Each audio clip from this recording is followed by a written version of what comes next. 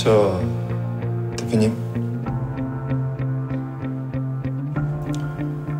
민준이 어머니가 MMI 면접 대비도 해야 되지 않냐고 물어보시는데요. 다음 주부터 할 거라고 말씀드려. 의사도 준비시키고. 쉽게 말해 재시문 면접의 한 형태라고 보시면 됩니다. 영어 약자로 MMI라고 하는데 특히 재시문 면접의 형태 중에서 가장 난이도가 높은 유형이라고 보면 됩니다. 물론 이렇게 정확하게 말하면 MMI는 그냥 일반의 단순한 재시문 면접보다 조금 더 확장된 개념이기는 해요. 그러니까 왜냐하면 MMI에서는 재시문 면접도 하지만 인적성 혹은 심층 면접도 병행하는 경우가 많거든요. 그런데 인적성이나 심층 면접은 면접의 기초 형태에 가까워서 그런지 이쪽 사교육 시장에서는 MMI를 그냥 편의상 재시문 면접의 일종으로 간주해서 분류하기도 해요. 일단 일반적인 의미로 재시문 면접이 뭐냐면 마치 예전의 논술 문제처럼 최소 1개 내지는 2개 이상의 텍스트를 학생에게 제시한 뒤 그 텍스트와 연관되는 질문에 대해 학생한테 대답을 요구하는 그런 시험 체제죠.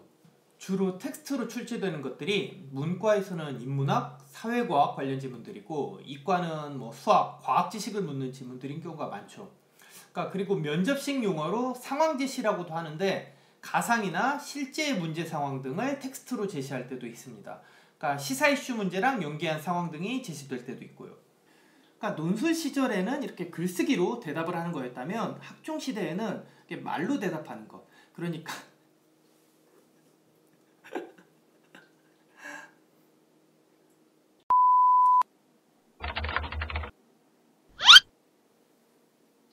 논술 시절에는 글쓰기로 대답을 하는 거였다면 학종 시대에는 이렇게 말로 대답하는 것, 그러니까 구술하는 걸로 바뀐 거죠. 사실 출제되는 주제의식이나 소재, 그리고 이렇게 논제의 요구사항이나 형식 등을 보면 논술 시험 때와 대동소이해요. 오히려 포맷은 논술 때보다 어쩌면 약간 더 간소해졌다고도 볼 수도 있어요.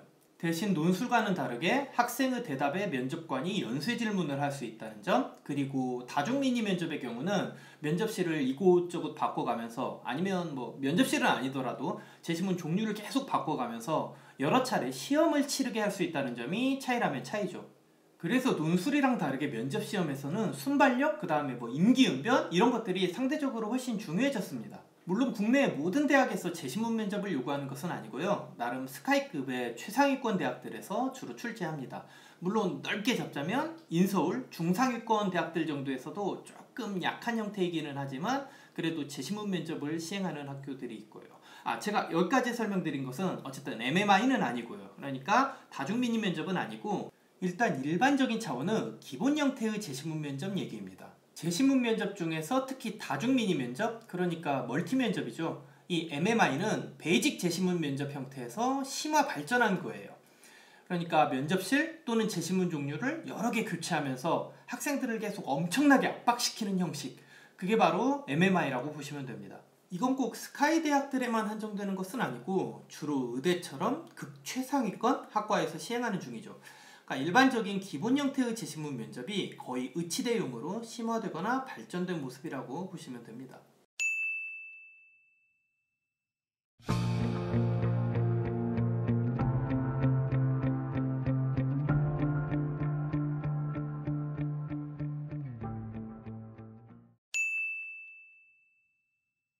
이런 말씀 드리면 수능이나 학교 관계자분들한테 조금은 죄송하고, 심지어 내신이랑 그런 수능 점수 때문에 매일매일 고민하는 이런 수험생분들한테도 너무 죄송한 얘기일 수는 있는데, 대학 입학처들, 한마디로 대학들, 우리나라 대학교들은 솔직히 말씀드리자면 내신이랑 수능 최저 기준 점수를 조금 잘 안 믿어요.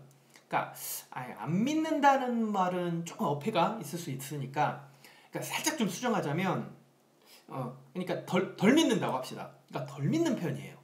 그러니까 무슨 얘기냐면 대충 이런 거죠. 대학들이 생각하기에 학생들의 이렇게 입학 원서를 보면서 이 학생은 우리가 요구하는 수학 능력 판단의 최저 기준, 그러니까 내신 점수나 수능 최저 점수는 얼추 맞췄구나. 그러니까 일단 괜찮은 학생인 것 같다.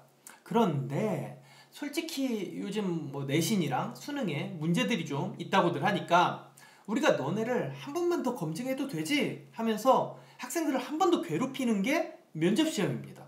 한마디로 학종시험의 최종 관문이 면접이죠. 그러니까 당연히 중요하죠. 합격하느냐 못하느냐를 가르는 마지막 기준이니까. 일단 생기부랑 자소서로 판단하는 서류 심사에 1차로 합격한 학생들끼리는 어느 정도 점수가 평준화되어 있다고 봐도 무방해요. 그러니까 좀 거칠게 단순화하자면 그냥 1차 합격자들끼리는 일단 조금 편차는 있을지언정 어느 정도 상호간에 스코어가 리셋되는 셈이죠. 그러니까 이제 마지막 진검승부는 그러니까 면접 점수로 갈리는 거예요.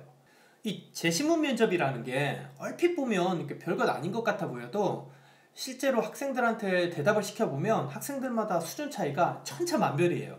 그러니까 아예 출제 의도랑은 1도 관련 없는 얘기를 막 꺼내버리는 애들도 있고, 그러니까 첫 번째 대답은 잘하는데 연쇄 질문만 하면 뻥뻥 나가 떨어지는 애들도 많고요. 면접관들이 뭐 우스갯소리로 이런 얘기들을 해요. 그러니까 한 1, 2분만 스스로 답 한번 얘기해보라고 하고 그냥 면접관은 가만히 지켜보기만 해도 그러니까 대충 학생의 독해력이나 분석력, 뭐 논리력, 구술 능력 등에서 각 나온다고. 그러니까 솔직히 면접 문제가 고3 학생들에게 요구하는 것 치곤 약간 어려운 편이기는 해요. 그러니까 물론 논리 구성도 치밀하고 배경 지식으로 책이나 사례 등을 인용하면서 엄청 말을 잘하는 학생들도 있기는 하죠. 근데 문제는 그런 학생의 90% 이상이 다 사교육으로 훈련받은 애들이란 거죠. 뭐 불가피한 일이죠. 우리나라 대입시험은 늘 공교육이 커버하지 못할 영역을 어떤 식으로든 만들어 놓으니까. 안 가르치는 건 아니죠. 엄밀히 말해 가르치고야 싶을 겁니다. 그런데 교사들 입장에서 좀 버거운 일이죠. 왜냐하면 일단 이 면접이라는 것이 학교 정규 과목이 아니고 쉽게 얘기해서 대학이 요구하는 비교과 시험이잖아요. 게다가 대학들이 한번 면접 시험으로 기출해버린 것, 그러니까 이미 출제돼버린 건 웬만해선 비슷하게 다시 안 내요. 학생들 합격률을 극단적으로 높이려면 재시문형 면접 시험도 예상 문제로 만들어서 트레이닝을 시켜야 돼요.